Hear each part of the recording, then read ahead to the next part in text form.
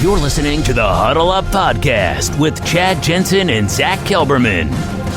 Join Broncos Country's deep divers at milehighhuddle.com and sound off. And now it's time to drop some knowledge. Okay, we're live, but you all know how we do it here on the Huddle Up Podcast. We got to let it breathe just for a second while we bring in the whole family, get Facebook on here with us, and we are good. Welcome in, everybody, to the Huddle Up Podcast, presented, as always, by Mile High Huddle, powered by Overtime Media. I'm your host, Chad Jensen. With me, as always, is my partner in crime. You know him, you love him. My fellow football priest, he is Zach Kelberman. Zach, we knew about the Jeudy tweet that he deleted immediately following. It wasn't immediately, but Sunday night he tweets something to the effect of, hey, at least I got my conditioning in, right? We even touched on that. I think it was on Monday's show. Well, there's kind of been more Jeudy drips on Twitter that is just passive-aggressive drama. It's creating some controversy. It's all the rage. It's the talking points all day long in Denver. You had a story on it. I'll bring it up for some, so we can kind of follow along. But for those of our listeners who might have missed it, drop some knowledge on everybody. What's going on?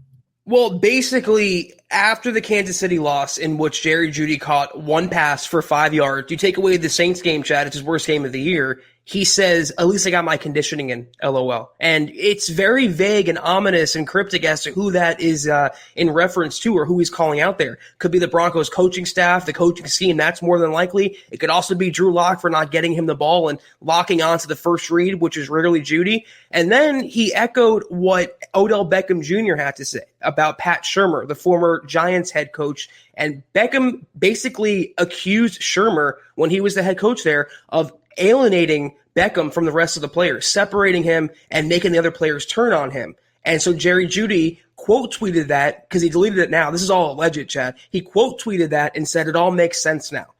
So you have to wonder about the timing. When it seemed like he was alienated from the game plan against Kansas City, he echoes that point with that tweet. He's very unhappy right now in Denver. We just don't know who that's directed at. More likely the coaching staff, but it could be the quarterback as well. I think the first tweet that he deleted about the conditioning, my read is that was his kind of shot. All of this is passive-aggressive, right? But that was his passive-aggressive shot at Drew Lock, at the quarterback, for not looking his way. The second one, there's no other way to interpret it. That one's directed at Shurmur, right? It all makes sense after Odell Beckham Jr. goes on kind of a rant about how Shurmur did him dirty in New York and alienated him, as you just said, and all that. So to me, the first one is Drew. He's taking a shot at Drew. The second one's at Shurmur. But if you really boil all this down, what makes it very distasteful is the fact that, look, no one is faulting Jeudy for having a sense of pride and feeling like, hey, man, there's no excuse when I'm going up against one of the alpha teams in the league like the Kansas City Chiefs. I'm embarrassed that I come out of that game with one catch for 5 yards. Like, I feel that I take that upon myself. What's unacceptable is, even if you think it's someone else's fault, even if you think you were the man in that game getting open every freaking route, the quarterback just wasn't looking your way, or the coordinator wasn't featuring enough route concepts that would put you early in the route progression for Lock to look your way. Even if that's what you think, you're wrong to air that laundry in public. And look, I like the verbiage you used. I think it was Monday night, about Jerry's used to being a big fish in a small pond, and now he's a small fish in a big pond. Yep. That's very apropos in this particular situation, but it doesn't deviate from the fact that it's unacceptable. This is childish stuff. And I know wide receivers, diva, and all this stuff, but Jeudy, I get it. You're a 15th overall pick, first rounder, star at Alabama, but dude, you need to start acting more like a pro.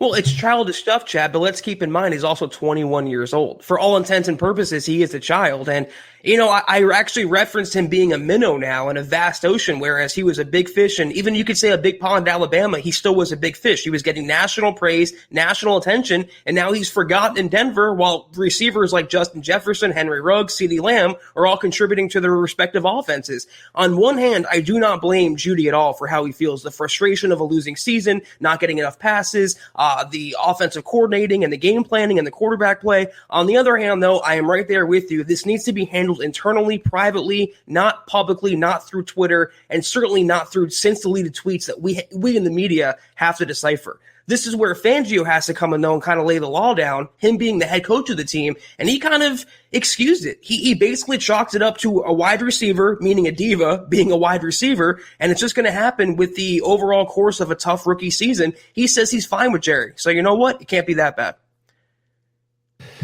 I'm with you in that I do not fault or blame Jerry for being dissatisfied. And if he does blame someone else for what's going on right now, his relative lack of production, I don't even blame him for that. My advice to him would be, hey, man, take some extreme ownership here and figure out what you either have done or could do to change it with your own sphere of influence here. But I don't blame him for the feelings. I don't blame him for, having a sense of pride and being a competitor and all that stuff, but do it in-house, Go open the door to Pat Shurmur's office and have a conversation with him. And maybe you can't because of the protocols. So call him on the phone. Organize a Zoom. Get together with Drew and say, hey, my dog, we got to figure out a way to get me involved. This is ridiculous, man. I'm a first-round pick. I'm the best receiver on this team right now, which he is. All due respect to Timmy P. Love Timmy P. He's out kicking his coverage. Credit to him. He has blossomed into he's a burgeoning number one wide receiver before our very eyes. But Jerry Jeudy, let's face it, he's a better wide receiver. He's a more talented, gifted player than Timmy P's ever going to be, but he's got the benefit of 3 years of NFL grind under his belt as Timmy P, which, Jerry Jeudy doesn't quite yet. So, keep this in-house. That's my takeaway to Jerry Jeudy. Yeah, and you know what? You touched on something there, and I wrote that in the very article that we're looking at right now. He's not blameless, Jerry Jeudy. He had bad drop problems. So if he wants more balls to come his way, he was dropping the ones that were coming his way earlier in the season. So he is also complicit in this tough season. Though, you have to understand, again, where he's coming from. If he was the best receiver in this draft class, he watches the Cowboys game last night, for example, and they're playing a tough team. They're on their fourth quarterback of the year, even though it was their backup. They're out of playoff contention. They're horrible. Yet, no matter what, they always make it a point, Chad, no matter the quarterback, no matter the game plan, no matter the opponent, to get CeeDee Lamb the football. And every other rookie receiver in the NFL has that luxury. Why not Jerry Jeudy? So I really do. I'm split here. I understand his frustrations. I understand the human element to it and also the NFL element to it. But I'm with you. I don't like the tweets and then deleting them. It's like either own it or keep it in-house. You can't have it both ways.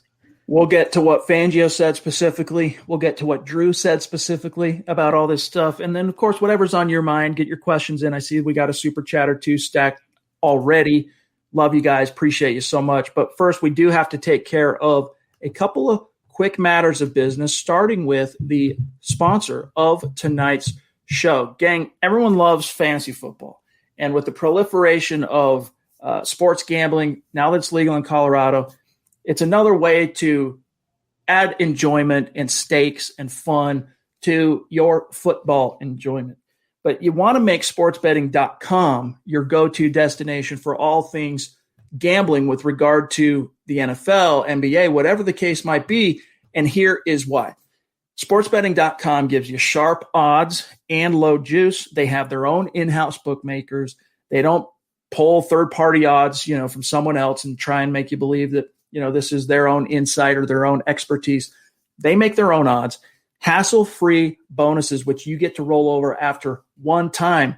You want to compare that to some of the other sites out there. They make you have to bet that 5 to 30 times before you can actually utilize it or cash it out or whatever. And then also you get 24/7 live customer support, and it's always a real person in the United States. And gang, no matter what you're dealing with, if it involves money, if you got a question or you need to reach out and talk to someone, you want to be able to reach out and talk to somebody. But here's the kicker at sportsbetting.com. Right now, pay close attention. You can get a 100% risk-free week of sports betting up to $1,000. And it's not just one bet. It is all of your bets. Here's how it works. You make your bets, you make your picks for the week, what have you. At the end of the week, if your losses exceed your winnings, sportsbetting.com covers those losses 100% all the way up to $1,000.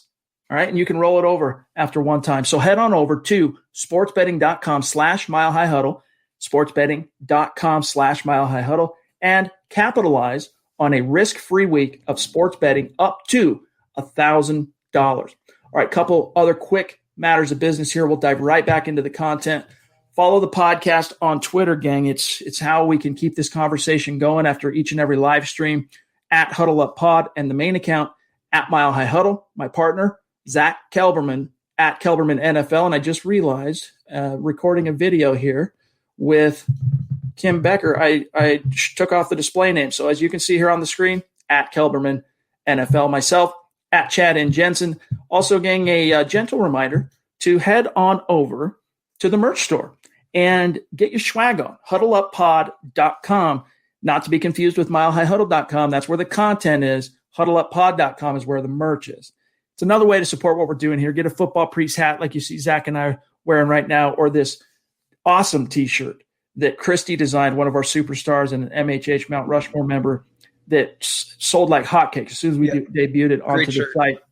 Phenomenal. Face masks, mugs, hoodies, little something for everybody. And like I said, it's another way to support what we're doing here. And if you're not in a position to do the merch store, check out Facebook. It's another way that you can support what we're doing here. Facebook.com/MileHighHuddle. That's our page. There's a big blue button that says Become a Supporter. We do have some big plans coming for our Facebook community that supports us, the official supporters. We're currently cooking up a plan to roll out at the beginning of 2021. It's going to involve me. It's going to involve Zach. It's going to involve one or two of our other staffers / podcast hosts and Kim Becker. It's going to be great, and it's going to be dedicated only to our Facebook official supporters. So, but listen, if you're not in a position to do any of those things, it's all good. Zach and I are just grateful to have you with us in the stream, or if you're listening after the fact as a pod. We do ask you do these three things, though. Number one, subscribe. Number two, like this video. Crucial if you're watching now on Facebook or YouTube. And then the third thing is the litmus test. If Zach and I are doing a good job, we ask that you share this video out there. Help us continue to grow and reach new like-minded Broncos fans just like you. This is the Overtime Podcast Network. That was rough, gang. But listen up. Coors Hard Seltzer is not your average seltzer. Rooted in Coors' long history of sustainability is a brand inspired by a generation that wants to do good in the world with a mission to restore America's rivers. Never before has it been so easy, so simple, and yet so enjoyable to make a difference in the world. Coors Hard Seltzer is launching the world's easiest volunteer program. Whatever you're doing, by simply cracking open a can of Coors Hard Seltzer, you're volunteering. Our waterways, gang, are at risk. 80% of America's rivers are drying up, but through a partnership with Change the Course, Coors Hard Seltzer is helping to protect and restore America's rivers. Each 12-pack of Coors Hard Seltzer restores 500 gallons of fresh water to U.S. rivers and communities that depend on them.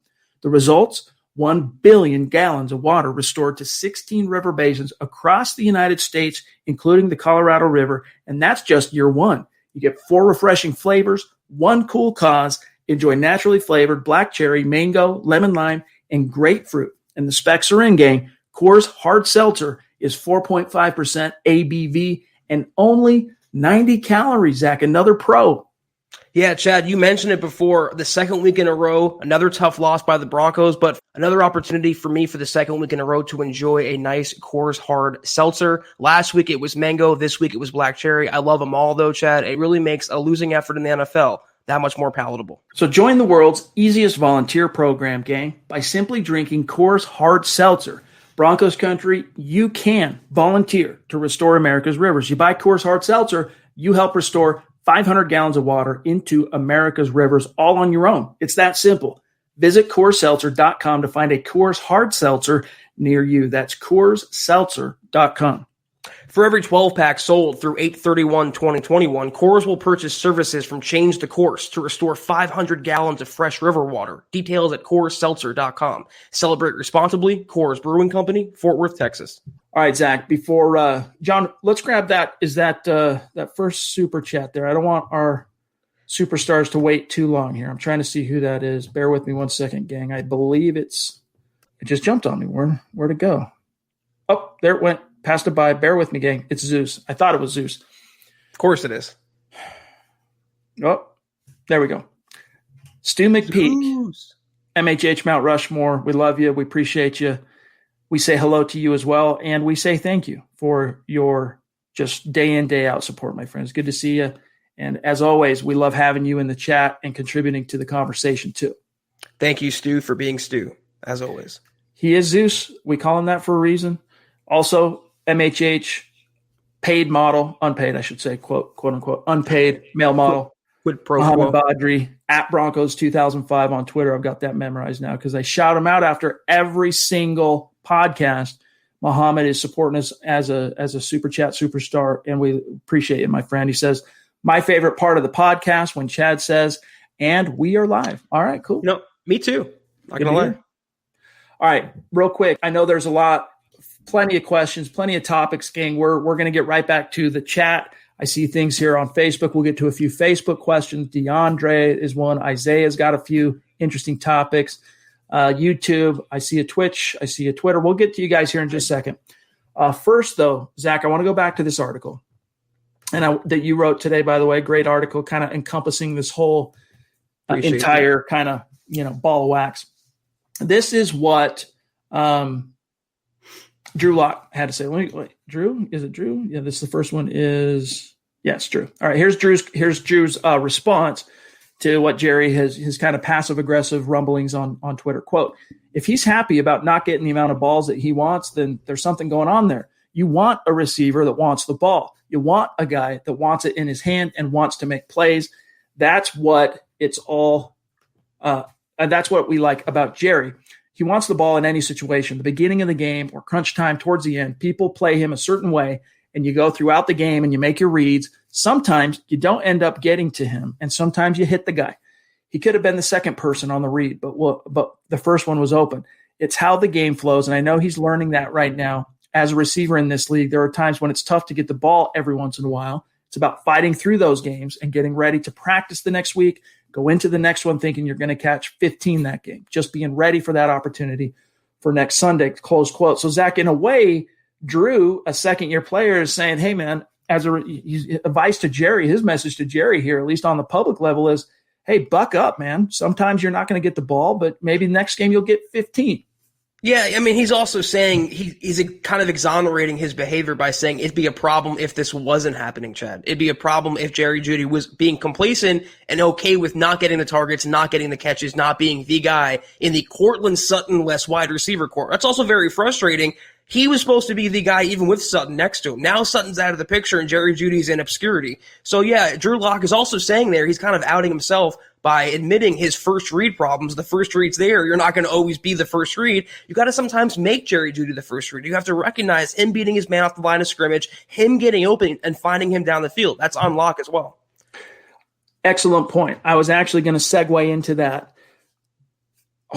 Let's face it, one of the knocks on Drew, and there's really no debating this if you watch the All-22 film, okay?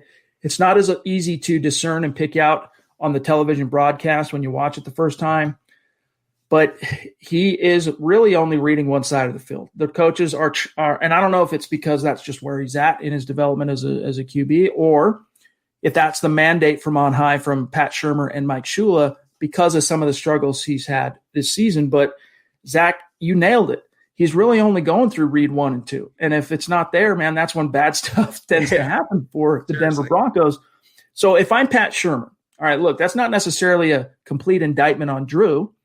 I mean, it's not great. You want him to be able to more fully grasp the route concepts and go through his full progressions. And even Vic Fangio in his own way today, I'll get to that here in a second. Don't let me forget, by the way, actually kind of indicted Drew when he was asked about why the Broncos running backs have the second lowest number of receptions in the NFL right now as a group. Also kind of indicted Drew. We'll get to that here in a second. But the point being is it's just the lay of the land. The fact is Drew's not going to read 3 and read 4, right?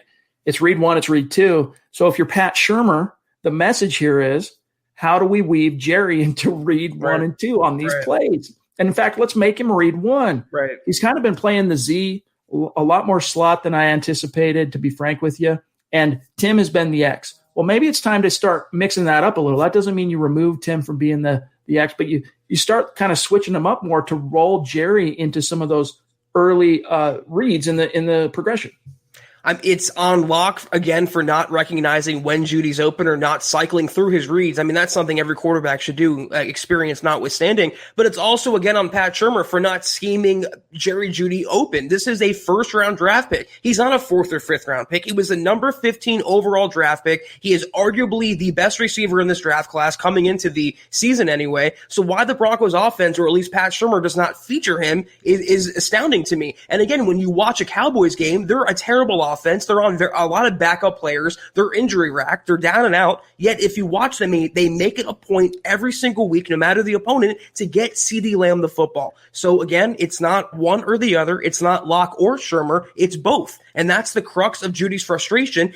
Everyone around him is failing him. And yet what can he do about it? It's not on him in his mind.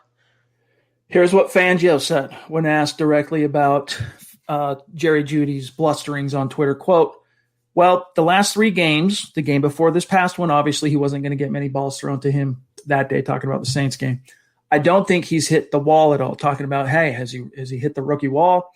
No. I think he'd just like to have more catches, and I don't know of any receiver that doesn't feel that way. I'm glad he's a little frustrated that he's not getting more production. We want our guys to feel that way. I don't know what he said or didn't say on Twitter, but I'm okay with Jerry. Jerry is in a good spot. So in his own way, similarly, Zach, to Drew, and even more so, I think, for Fangio, is he's almost kind of condoning the behavior. Exactly. It would be better, in my opinion. I know Fangio's the grandpa, right? Doesn't get Twitter, doesn't, barely can text, right? Doesn't know what Instagram is, or, he doesn't know these things. I get that. That's fine. Snap face.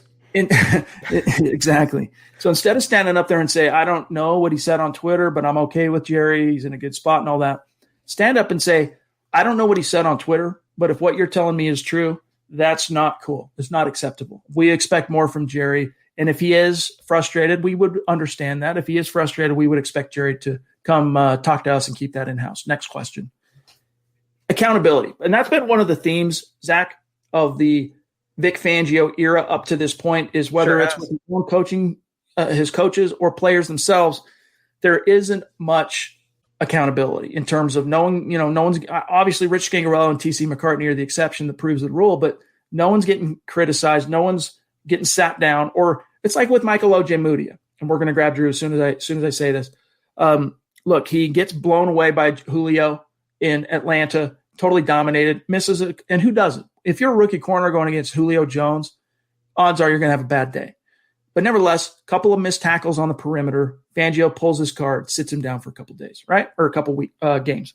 Well, maybe you disciplined him internally. Maybe everyone inside the building, maybe Fangio stood up and said, look, or at least in the defensive room, and said, hey, we're sitting Michael down for a minute. Michael understands that he can't miss those tackles. It's non-negotiable, right? We know his philosophy on tackling for DBs. But it would also be good to let fans and media know as well, and stand up there and say, hey, look, it's unacceptable. When he gets the question, because he did, Fangio, get questions about why suddenly has Ojemudia disappeared from your defense after playing 85% snaps all season long, to take that opportunity, Zach, to say, hey, we're showing accountability here. Michael has to learn that tackling in this league, when you're in my defense, it's non-negotiable, and he's got to do better. And I got to put someone on the field who can do that. Next question. We just don't see any of those. We don't see any of that from the head coach holding people accountable. Right. And it's feeding into this thing.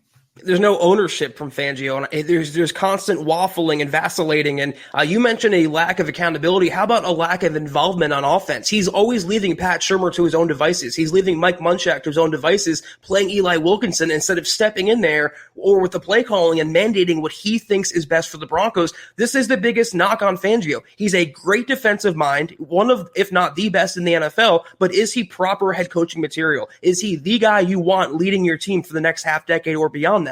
I'm still unsure of that question, the answer to that, John. I am too. This is the Overtime Podcast Network. Drew Hollenbeck, one of our superstars, longtime listener of this podcast, longtime superstar, supporting the content here at MHH, and a big member of this community. We love the profile pic, my dog. Yes. And for those of you who are listening after the fact, he's rocking the football priest hat and he's rocking the MHH face mask. Love you, buddy. He says, Jeudy should want the ball. I have no problem with that. Agreed. But If you aren't getting it, find other ways to help the team. Rod Smith claims the first Super Bowl as his favorite game, and he didn't catch a single ball. And that kind of ties into, someone hit me up about this, Zach, today. I guess, Mark Schlereth of The Fan, right, the morning show in Denver, 104.3 The Fan, kind of went on a rampage today, castigating Jeudy for the airing this dirty laundry in public, and said, hey, man, maybe I need to you know what I would do if I was one of these coaches? I would put together a low light reel, something to the effect of, find all the plays in which Jeudy didn't block backside, or he dropped, a pass, or all this, because he found it to be repugnant that he is airing this publicly. That's great for morale, Chad. A guy who's already pissed off, let's show him the things he's doing the worst. That's going to send the right message. I'm not going to kill Jerry Jeudy for this. I mean, he's a young guy. He's 21 years old. He's a rookie receiver, and he's coming in from the spotlight, the limelight, into no light at all. So I'm not going to go overboard on this. If Fangio's okay with it and Locke's okay with it, and you sense the vibe of the locker room kind of condones it, and they respect Jerry Jeudy for wanting the ball, then I will as well. Shout out to Mahesh here. Appreciate you supporting the merch store, my friend. He says, I finally ordered my MHH face mask. Good to hear it, my friend. We do appreciate it. Yeah, let us know how you like it, for sure. Yes, and send us the selfie when you get it. We will shout you out on Twitter and Instagram. Speaking of Instagram, don't let me forget, there's something I want to bring up about MHH Instagram here in a little bit. Go ahead. Let's grab Tony, one of our brothers here in the MHH community.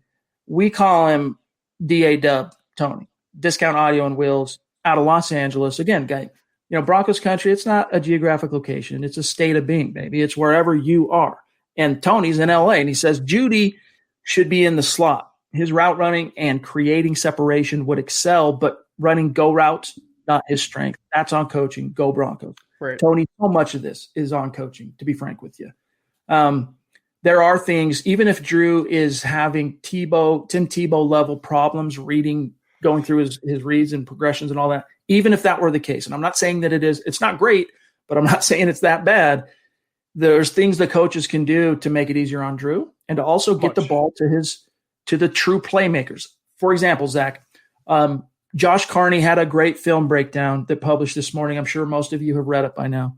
That was breaking down Noah Fant's production in the first half last week against the Chiefs, and then his utter disappearance in the second. And then he even pointed to the fact on the All-22 film, on that final drive, the Broncos get the ball back with a minute and change, minute 10, something like that. No timeouts, down 6. Pat Shurmur has Noah Fant staying into block. Now, he put up a great question in this very article at the very end. He goes, now, do you think if the Kansas City Chiefs were in that situation, down 6, 1 minute to go, Kelsey's blocking? It's unconscionable, to be frank, Zach. And it just goes to show you just how you want to talk about a roller coaster. Yeah, put accountability, put some of the onus and the scrutiny on the players. But Pat Shurmur shares more than his fair share.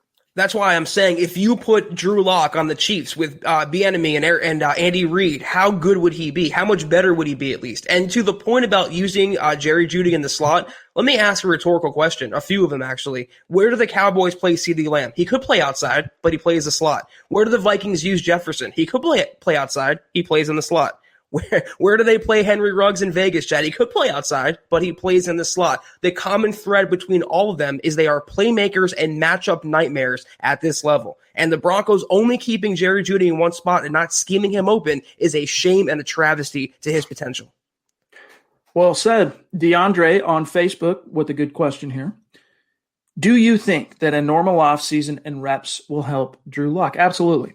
In fact, and I don't say this to take – and, it's not so much an excuse, finding the easy way out, finding the hole in the boat and absolving Drew of his, at times, regression this year. And at best, let's just say his inability to take a clear step forward in his development. I don't want to absolve him completely of his own contributions to that. However, not getting the Broncos fired his offensive coordinator, gave him a new one. That's fine. All right, if you're going to do that, whatever. But then he didn't get any offseason reps with Pat Shurmur, none. And then he didn't get any preseason reps, none. Then you get to training camp, and the workflow is completely different and more restricted than it's been in years past from a reps perspective. And so would a full offseason – this is why, Zach, I'm hesitant to join in any of the cacophony of fans saying fire Shermer at the end of the season. Keep Drew, fire Shermer. I get that, but I'm hesitant to do it because I think knowing what we know about Shermer's history as a coordinator and some of the success he's had with quarterbacks, given a full slate of a traditional offseason in the preseason and all that, I think he and Drew could end up still being great matches for each other if given the time to kind of get on the same page and work together. Yeah, I mean, I understand the continuity aspect, and the Broncos, they can't have 6 offensive coordinators in 6 years. You have to keep one eventually down the line just for, preservation's sake. But then again, I look at Pat Shurmur, and I mean this professionally, not personally. He's a cancer for Locke and the Broncos offense. I'd rather cut the cancer out now before it spreads. If they're going to, make wholesale changes next year, or maybe change up the coaching staff or change up the players, get rid of Pat Shurmur. He's obviously not the answer. He's obviously not the guy to lead Drew Lock or really any other Broncos quarterback. If he had a normal offseason, Drew Lock, he would have been better this year. But what was his ceiling now that we know what it's like, how this season has gone? What was his ceiling really in Pat Shurmur's offense? Not very high, unfortunately. Indeed. This is the Overtime Podcast Network. All right, let's grab – I got another one here cooked up from Isaiah with a good question and Brian Gillespie. I'm going to tie these two together. Isaiah says, in my opinion, I think Jacoby Brissett would be a good addition. He beat the Broncos last year. It would be a good quarterback competition to light a fire underneath Locke. Thoughts as far as possible free agent options next year? And then this kind of ties into Brian Gillespie saying, so are we going to trade for Carson Wentz next season or sign Dak? All right. So just for a second here, let's take this opportunity, and we love our Facebook community. We appreciate you being with us here tonight. Yes. Let's take this opportunity to talk about, just for a second, the idea of next season. All right, let's just assume for the sake of this conversation that Drew's final 4 games go about the way the first 3 quarters of the season has. It's 1 step forward, 2 steps back, 2 steps forward, 1 step back. He's just treading water, not showing – at times showing regression, at times, showing flashes, but no consistency. Let's just assume it shakes out that way. What do you do, Zach, if you're the Denver Broncos by way of the quarterback position for 2021? I bring someone in and I don't crown either quarterback. I hate to do it, but I go back to having a mostly open competition. You're going to have a normal offseason more than likely next year, at least going into the summer. We'll be mostly back to normal. So you'll have more reps, you'll have more coaching, you'll have more on-hand development with your quarterbacks. I'm bringing in either a better veteran, and I'm not Jacoby Brissett, Isaiah. I think you asked this on Twitter. I'll answer you on Twitter, but he's always been the jag to end all jags to me. Him and Tyrod Taylor. If I'm going to upgrade behind Drew Lock, if I'm going to bring in a guy who I think I can win with in a spot start, I'm going to bring in a guy who actually can win in this league and in this spot. So who that is, I don't know what veteran that could be. I mean, I've heard Sam Darnold, I've heard Matt Stafford, Matt Ryan. I just don't see Elway, Chad, going back to that well. I don't see, after being burned on Case Keenum and Joe Flacco, him going back to the older Band-Aid veteran route. Ideally for me, I keep Locke on the roster. He's under contract for peanuts. I draft a quarterback more than likely. Doesn't have to be in the first round. Doesn't have to be with your likely top 10 draft pick, but somewhere in the second or third round, a mostly blue chip guy, maybe someone like Mac Jones, just a tier 2 kind of guy. And then you have the younger Drew Lock, the veteran, and he would have the experience by that point. And then you have the maybe higher upside rookie, and the best man should win. What about Andy Dalton, as Frank is saying here? Would you have interest bringing him in? Well, first of all, to answer the previous question, Dak, let me just amend my previous comment. Dak is the only veteran I'd be okay the Broncos splurging on because his upside, Chad, is through the roof. I'm not worried about his ankle. He's ahead of schedule with that. He'll heal normally from that. If the Broncos were willing to do so, I would splurge on Dak any day. I don't think he gets out of Dallas. I don't think LA wants to cut a check for $40 million a year. Andy Dalton, he's been decent. He keeps Dallas afloat in that offense, but is he a guy to win playoff games in Denver? I don't know about that. So let me answer those 2 Facebook questions here and say that if indeed, again, for the sake of this conversation, Drew's final 4 games shake out about the way these first 3 quarters have, I'm still rolling with Drew as my guy next year. And that might come across as homerish or, blind, ignorant, whatever. I mean, I think that Brock Osweiler had some interesting things to say yesterday, but they were true. He was asked point blank about Drew. How long do you give him to figure it out? How long till you know?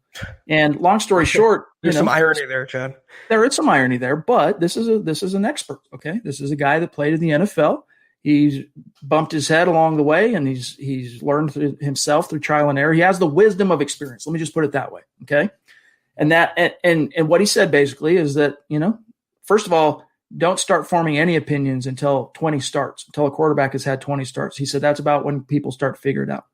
But I would give Drew 3 years. Now, when you talk about 3 years, bringing it back to the conversation, I think you count 2019, all right, even though he only had 5 games. You count this year, that's 2.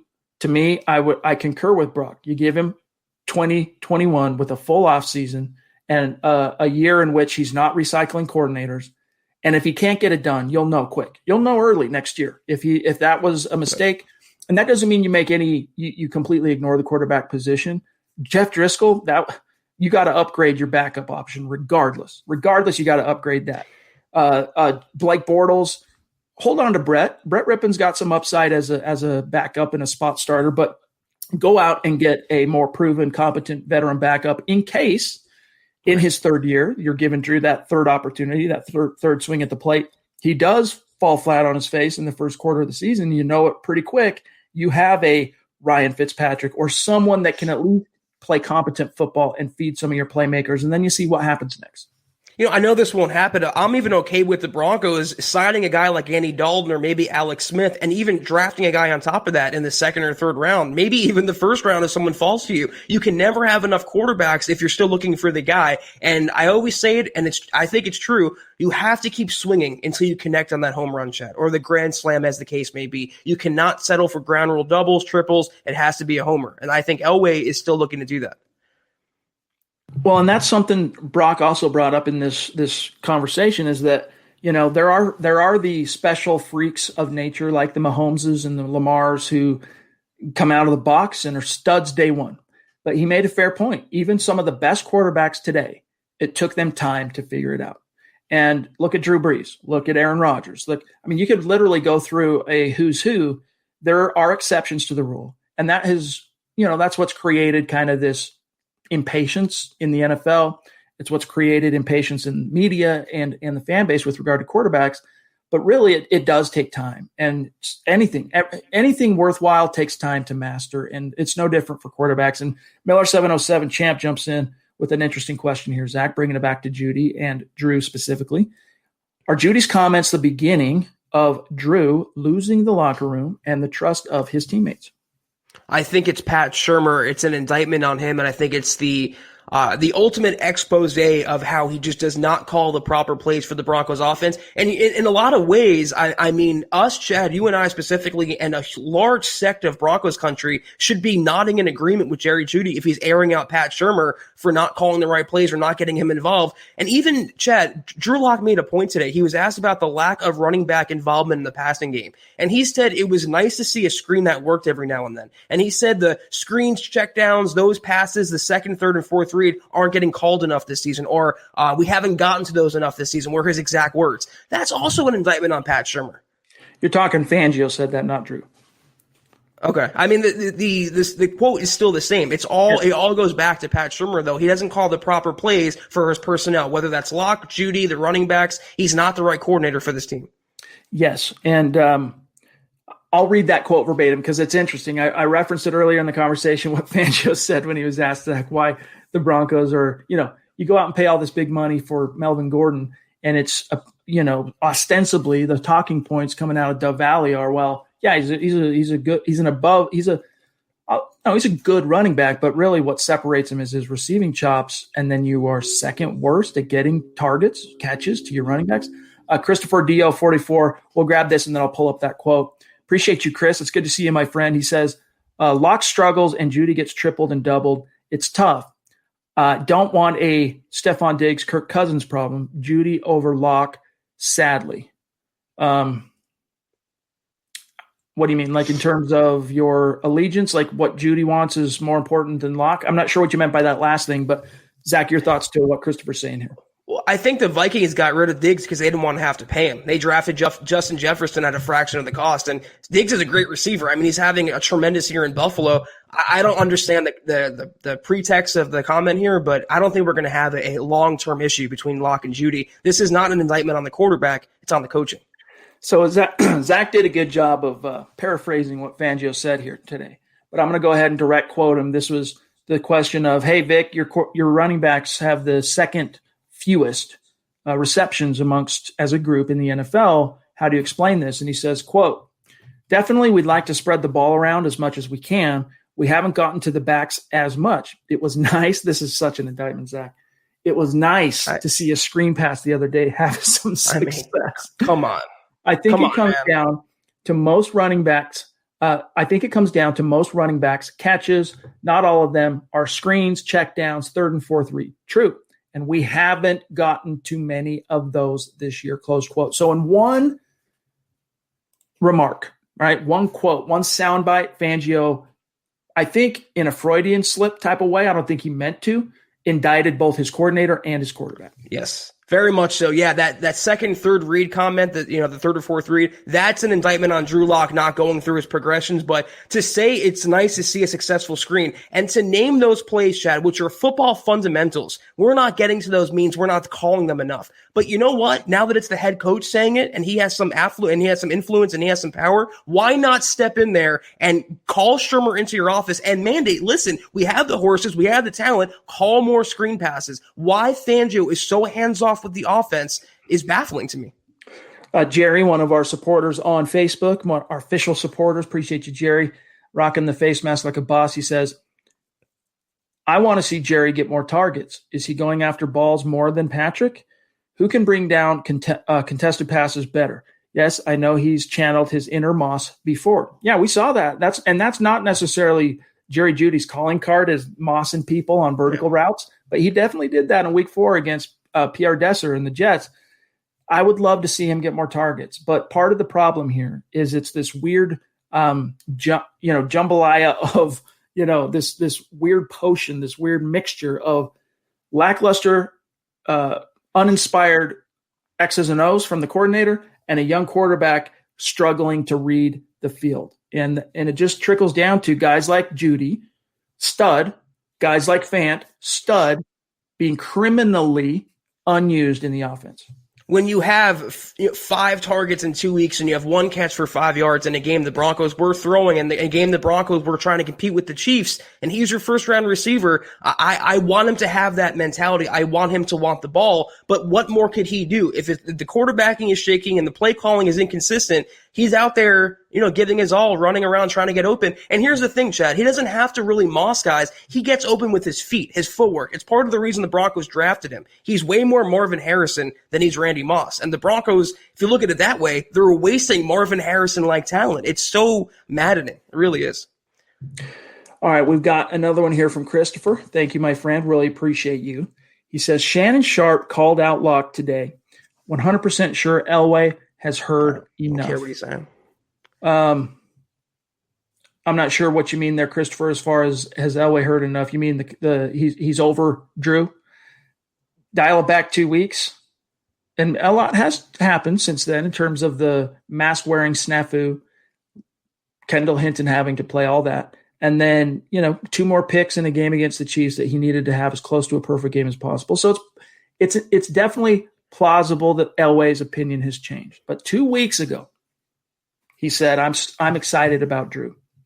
Does that sound to you like the talking points and public posture of a GM fixing to make a change at quarterback at the first opportunity he can? It doesn't to me. And do you think John Elway, of all people, who's, he answers to himself, is he really going to care what Shannon Sharp is saying? No, and I don't either, Chad. We got tagged on Twitter today with something that Skip Bayless said on one of his shows about how Tim Tebow would have beaten the Chiefs on Sunday night.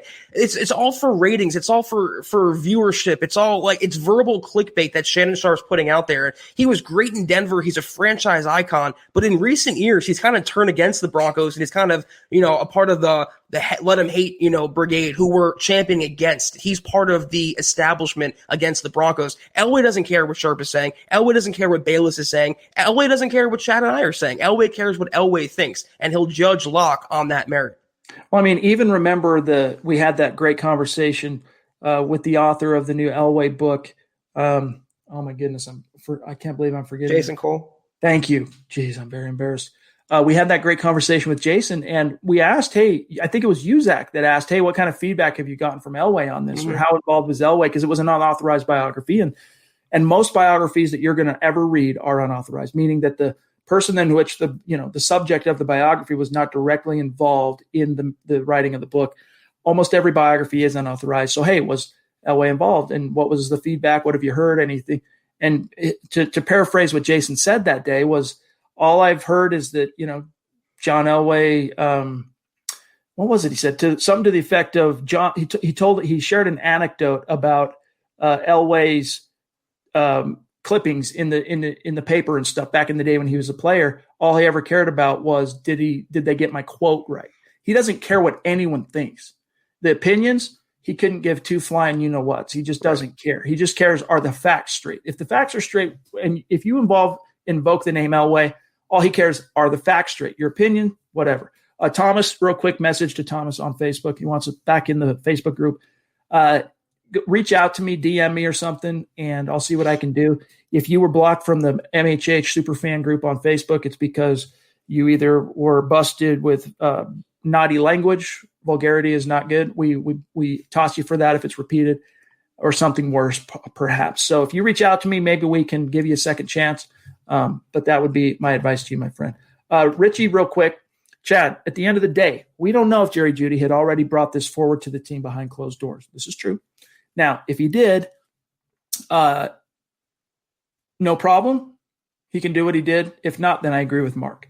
So, yes, it is entirely possible. And in fact, I would be surprised if at some point over the last month or so, Zach, Jerry Jeudy hasn't voiced his frustrations with not being as involved as he would like to be.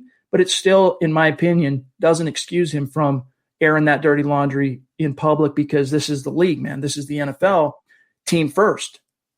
Yeah, this isn't college anymore. I mean, this is the grown-up business. This is a billion-dollar business, and especially John Elway does not play about that. But Jerry Jeudy, again, he's entitled to how he feels, but I think it's up to the Broncos leadership, and I don't mean John Elway. I mean Fangio as the head coach and Pat Shurmur as the coordinator, to have a constructive meeting. Not just sitting down and bash him and criticize him and make him feel bad for speaking out, but how can we help you? Tell us what players you like. Tell us what players you don't like. How can we get you more involved? How can we maximize your potential and help the team? That would be taking a step forward, but we haven't seen that to that point, Chad. And I have a feeling that's also playing into his frustrations. Albert says on Facebook, Jeudy is elite, but is he a smart player? Does he have it between the ears? Is it a trust issue for the coaches? No, I really don't think. Maybe early on there was a little trust broken when he dropped some balls in key situations, because let's not forget, if Jerry Jeudy doesn't suddenly come down with a bad case of the dropsies, the Broncos right now are 5-7 instead of 4-8. They beat the Tennessee Titans. That game done. Especially that drop during the 4-minute offense on third down that would have moved the chains and allowed the Broncos to kill the clock. That cost the Broncos. And so maybe for a time early, coaches were like, hey man, key situations, let's look elsewhere, whoever the quarterback was, because there was, that next quarter of the season was a quarterback carousel with Drew getting hurt. But as far as being smart, Zach, Jerry Jeudy is a very smart player. He might be immature. That's different than being smart, but I don't have any reason to believe he lacks football acumen, football IQ. I mean, just how proficient he is as a route runner already tells you about where, because do you know how much research, do you know how much study goes into mastering something like that? And you got to have some wherewithal between the ears to do that. Yeah, I just want to point out, though, kind of to drill down on the question. If Jeudy was elite, we wouldn't be having a question whether he has it between the ears. Elite in what sense? Route running? Yeah, he was always the best route runner in this draft class. But elite in the NFL? Certainly not. Elite players don't drop the passes he dropped. Elite passes find a way to get open and get themselves the ball. They would step in front of the quarterback. He would step in front of Locke and be like, listen, you better throw it to me. I will be open. Find me down the field. He still has a lot of growing up to do. But remember, he was never supposed to be the wide receiver one. He was never supposed to be the man this year. It was supposed to be kind of a transitional year, passing him the torch from Cortland Sutton. It's too much responsibility, Chad, and not enough payoff. And again, the aggravating factors around him, the quarterbacking and the coaching and everything else that goes into it, has also affected him. Rightfully so. Drew jumping back in. Thank you, my friend. seriously, thank you. We appreciate you and the support. It goes a long way. So thank you. He says, Zach said it on Twitter. Franchise quarterbacks are drafted, not bought. I still think Locke has franchise guy potential. Pick up someone to light a fire underneath his rear end. Best man wins. That reminds me of a saying that I picked up from Mike Pritchard, who is obviously former first-round pick from CU, played most of his career in Atlanta, spent some time in Seattle, spent some time as a Bronco, and he did about a 2-year stint, I want to say, at the Fan in Denver. So he came back and did some Denver media for a while, and now he's back in Vegas. But Zach, during the Kirk Cousins sweepstakes, right? All eyes on, the Broncos going in on Kirk, and ended up, of course, getting Case Keenum. His line was, "There's no such thing as a free agent franchise quarterback. No such thing as a free agent franchise quarterback. Peyton Manning is the exception that proves the rule."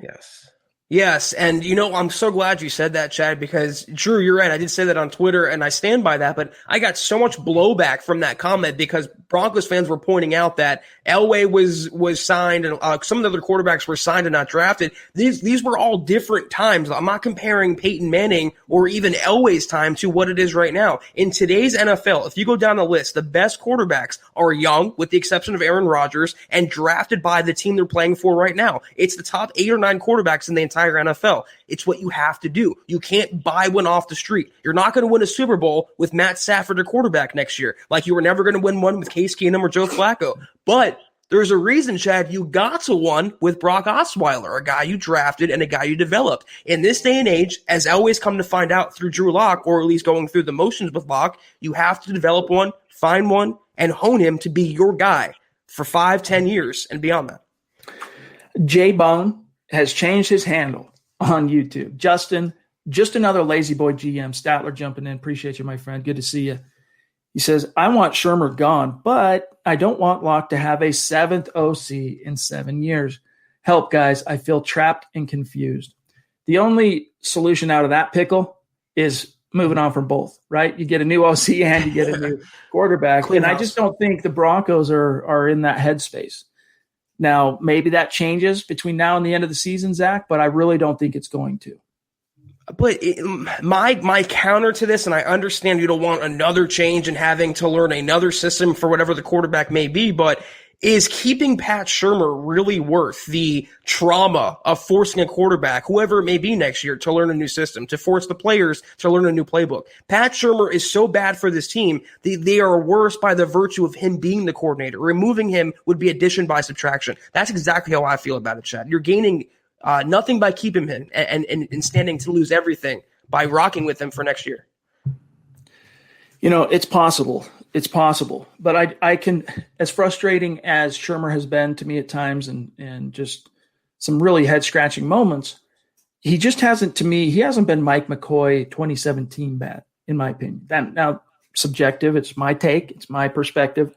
And if he was just some Johnny-come-lately coordinator, then that had a very limited NFL resume, I'd be a lot more inclined to just say, throw that baby out with the bathwater. But he does have a history of being a very good and effective coordinator and play caller, and has had a lot of success with different style quarterbacks over the years. And so I'm thinking to myself, hey, we sit here and we say, we'll grab that just 1 second, John. We say, hey, look, Drew Lock didn't get 1,600. He missed out on 1,600 reps with the new offense. Well, so did Pat Shurmur with his players. So did Pat with his quarterback. So did Pat with his receivers and his offensive linemen and his running backs and all that.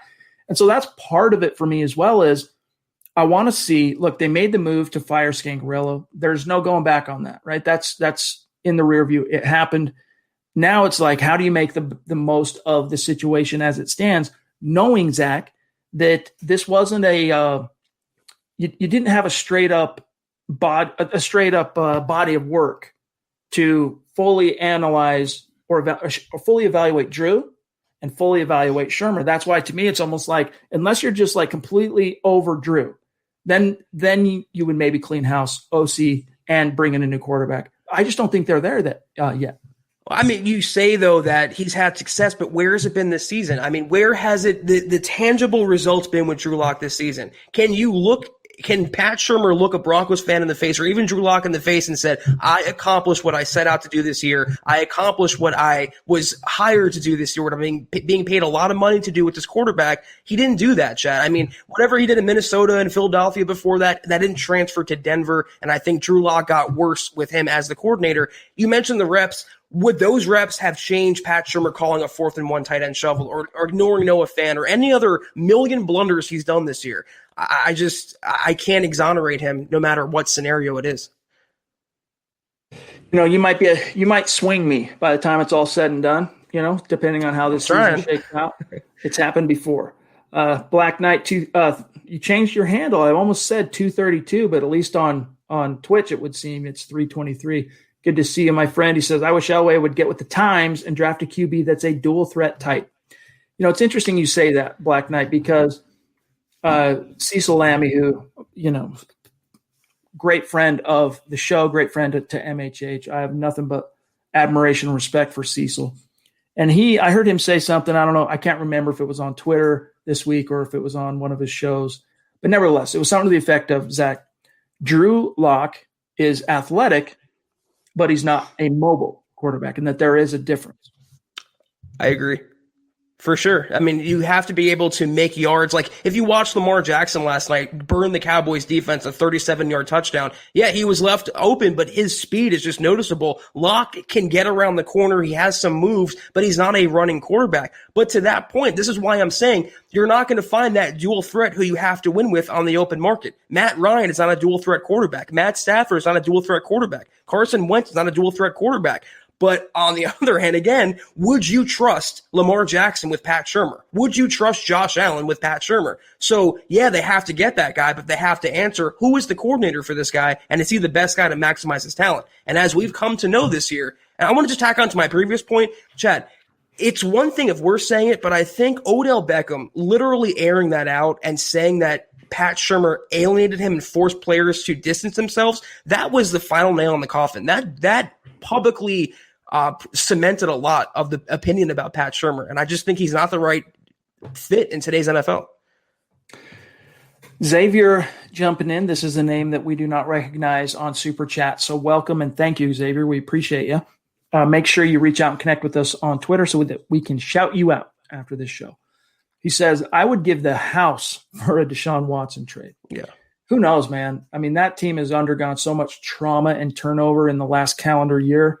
It would not completely stun me. They'd be remiss, but it would not completely stun me to see Houston totally reset the whole thing.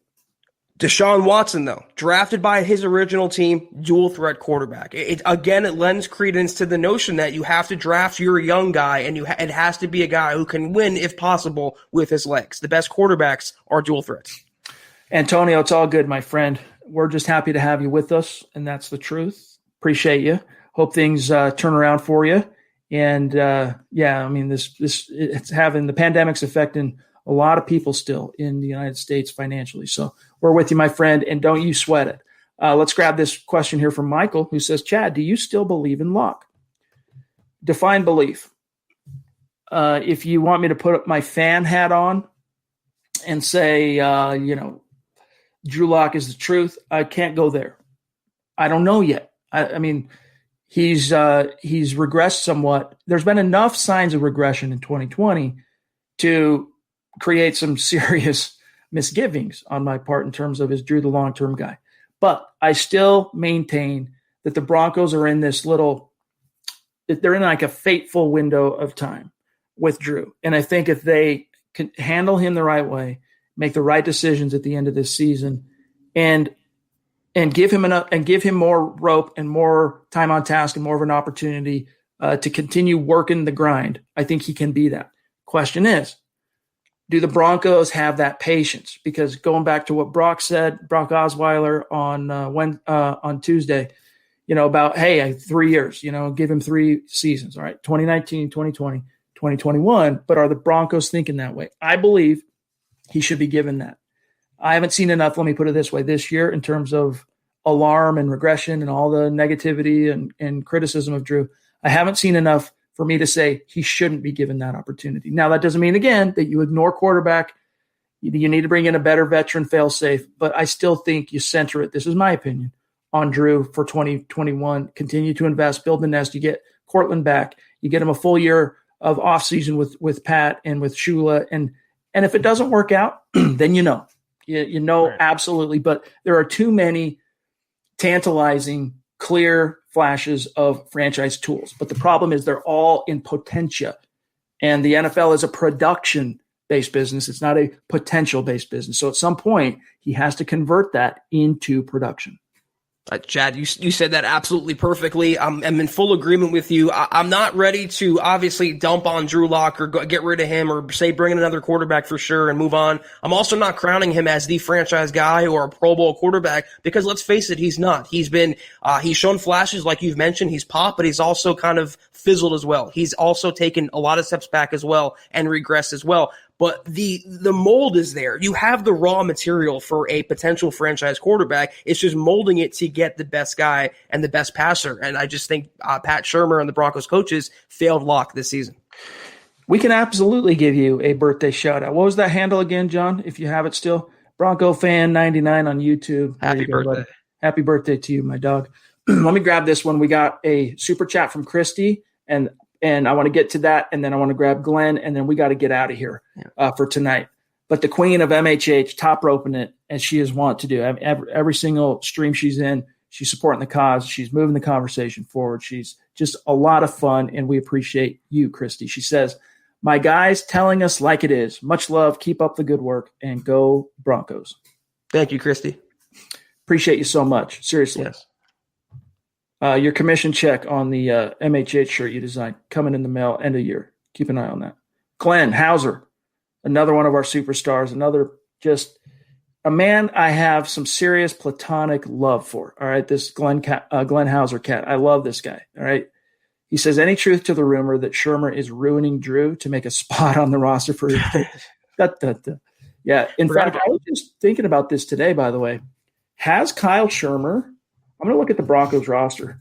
I'm pretty sure he hasn't been officially signed to the roster. I want to double check that though.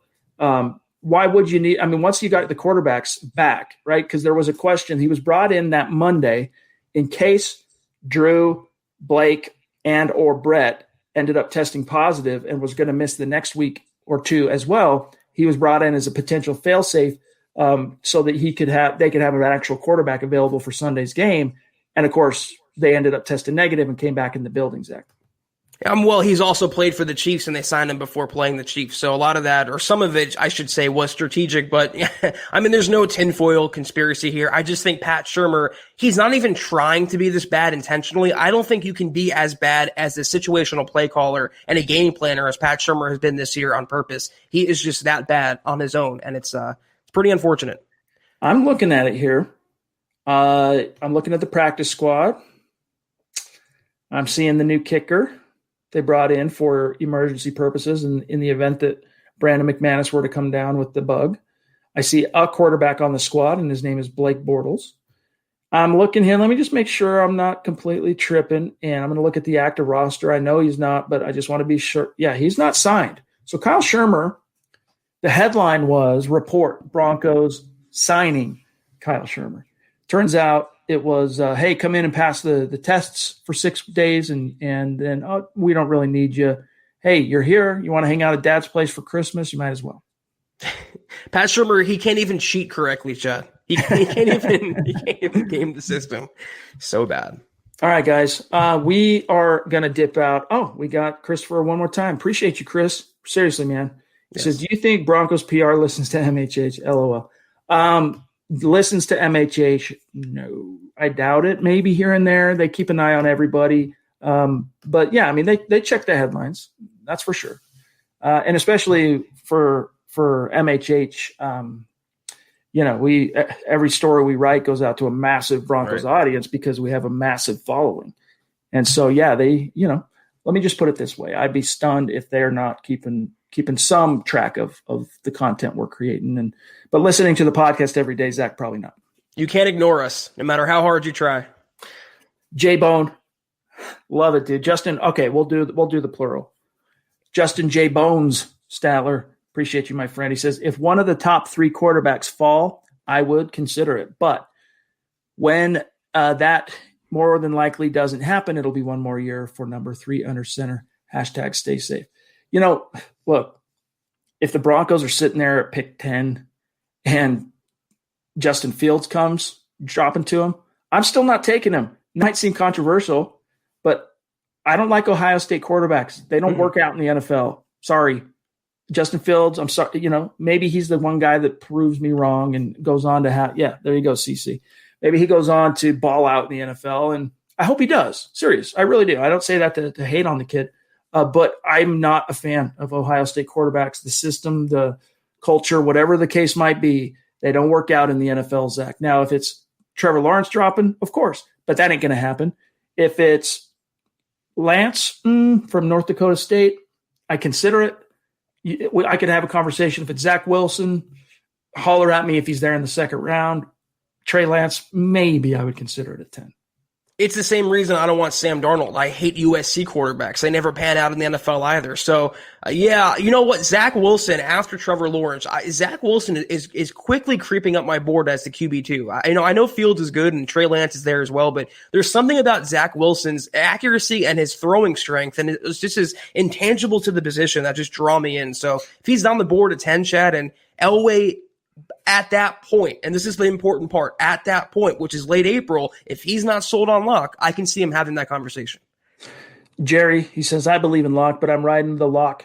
I'm riding the Locke too. It's like we're on the rails in the Grand Canyon. This is the pandemic, and jumping is not advised right now. Indeed, my friend. All right, well, listen, we'll see how it shakes out, gang. We'll be back tomorrow night for the Mile High mailbag. So if we missed your question or your topic or your point today, come back tomorrow night. We'll do our level best to get to as many and all questions and topics as we possibly can. But in the meantime, we do have to dip out. So make sure you are following the podcast on Twitter at Huddle Up Pod. That's how we keep the conversation going. Also at Mile High Huddle on Twitter, the main account. And my partner, Zach Kelberman at Kelberman NFL, myself at Chad N. Jensen. And trust me when I say this, you also want to follow the producer, John K. MHH, at John K. MHH. As a fan, he's a fun follow on Twitter because he finds everything, and he just brings stuff to you that you're grateful that you're following this cat because you might have missed it elsewise. But the other thing is here, gang, call to action for our community. Go to milehighhuddle.com tonight, read the articles, share your takes in the comment section. We want you to sound off there. We want you to use the website, milehighhuddle.com, as another tool, as another platform to keep the conversation going. Because Zach and I, we're chilling there all day long. Seriously, that's where, if you're like, I wonder how I can get in touch with Chad or Zach, I'll see if they're on Twitter or Facebook or whatever. We check those things. We don't ignore Twitter. We don't ignore Facebook, but we're chilling on the website all day long. So shout out to all of you who are already doing that, and so many of you are. But it's a call to action. Check out also the merch store, huddleuppod.com. Get your swag on. Other than that, Zach, have a great night, bro. Sign us off, and we'll see you tomorrow night. Yeah, tomorrow night, as always, every week, it's our favorite pod, Mile High Mailbag. You guys have any questions before the pod, as Chad mentioned, hit us up on Twitter, drop into MHH.com. And as always, guys, we'll see you then, and go Broncos. You've been listening to the Huddle Up Podcast. Join Broncos Country's deep divers at milehighhuddle.com to keep the conversation going.